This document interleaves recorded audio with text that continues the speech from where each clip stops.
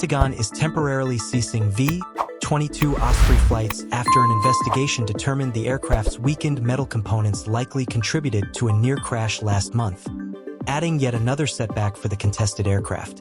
Vice Admiral Carl Chebi, head of the Naval Air Systems Command, recommended the temporary flight ban of Ospreys last week, out of an abundance of caution, Command spokeswoman Marcia Hart said.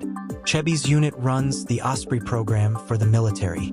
The Marine Corps, Navy, and Air Force are following the recommended pause, each said in a statement. The Marines said its pause began on Friday and would run at least through Monday. The other branches are expected to prolong the pause as they investigate the cause of the metal failures. Safety issues have plagued the Osprey program over the last 5 years, according to an investigation by the Associated Press. Parts of the aircraft have been wearing out faster than anticipated, and even its design, a blend between a helicopter and an airplane with wings extending on either side that feature helicopter propellers standing upright at the wingtips, has played a role in many of the accidents. In the wake of the AP report, lawmakers sent a letter to Defense Secretary Lloyd Austin asking him to reground the Osprey fleet until the safety and design issues identified are properly handled or solved.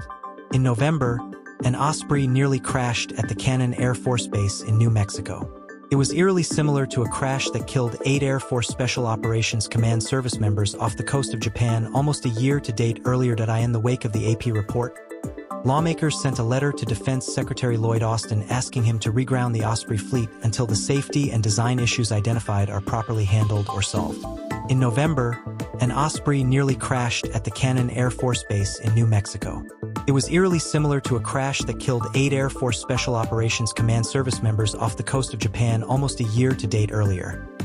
The ongoing probe into the Japan crash found that weakened spots in the metal used for key gears in the transmission had caused the gearing to collapse mid-flight, leading the entire aircraft to fail. The crew had no idea how serious the failure was and did not immediately attempt to land. The deteriorating metal is called X-53 Vimver. Investigators found that the gear that failed had numerous inclusions or microscopic weak spots in the metal caused by foreign substances getting mixed in during the manufacturing process. The Japan crash investigators reported that the gears had cracked a staggering 7 times before and determined that it was likely caused by the same inclusions. The crew in the New Mexico emergency, having learned from the errors in the Japan crash, were able to immediately land when their aircraft received similar warnings shortly after takeoff. They lost an engine, but the entire crew survived unscathed.